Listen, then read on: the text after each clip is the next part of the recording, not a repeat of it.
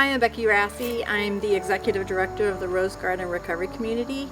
We are a 10-month residential treatment center facility. It's actually just a house in Syracuse, Indiana. Women who struggle with drug and alcohol addiction come to find a safe place.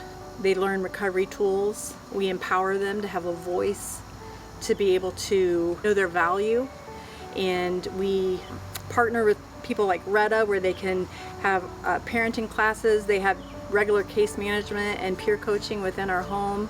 So we just throw everything we can in it that are all the best recovery tools, but we also then wrap Jesus around it.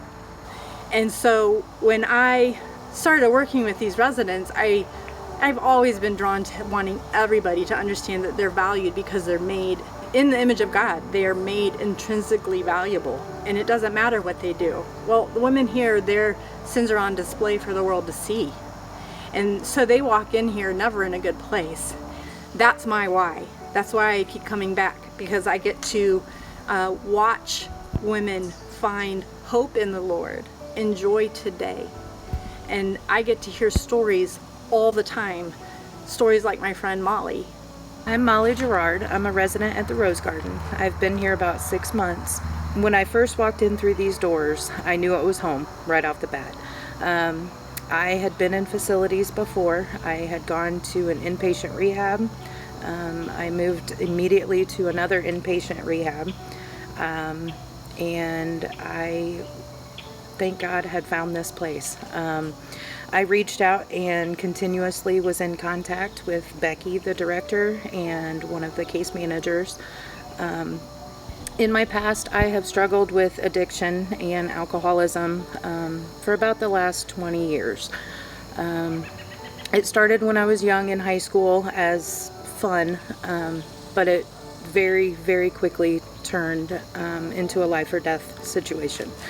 This last time I had gotten in trouble, I thankfully did not hurt anyone else. I was in a vehicle behind the wheel and very easily could have ended someone else's life, let alone my own. When I had applied to the Rose Garden, I expected it to be a facility, and within the first week I felt more love than I had felt in a long time. The love not only from all the staff members, but the other residents that were here helped me regain my faith. I grew up not really knowing God, and I now continuously pray every day. I've learned to be still, to ask for His guidance and grace. It's beyond a blessing that I was able to walk through these doors with arms wide open. I felt that they were waiting for me to come. Addiction is absolutely a disease. It does not discriminate at all.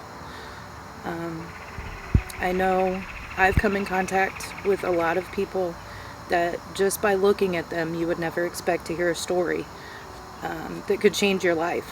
I've learned that addiction is not who I am. It's a part of me. It always will be a part of me, but it is not who I am. I have restored and regained so many relationships. Since being a resident, my daughter and I are inseparable again. She even muttered the words, "I'm proud of you, Mama." And some of the people that I pushed away the most, my strongest support, my mother, my father, my brother, they all stand right beside me now. And I've been able to address a lot of the past traumas that I've been through, a lot of the heartbreaks, heartaches, and I've learned to let those go and not let those control my life anymore. But recovery is possible. Relapse is absolutely a part of my story. It can happen, but with a firm foundation, support, of faith, in a higher power who I call God, it is very, very much possible. And I would not be where I'm at today without God's grace and without the Rose Garden.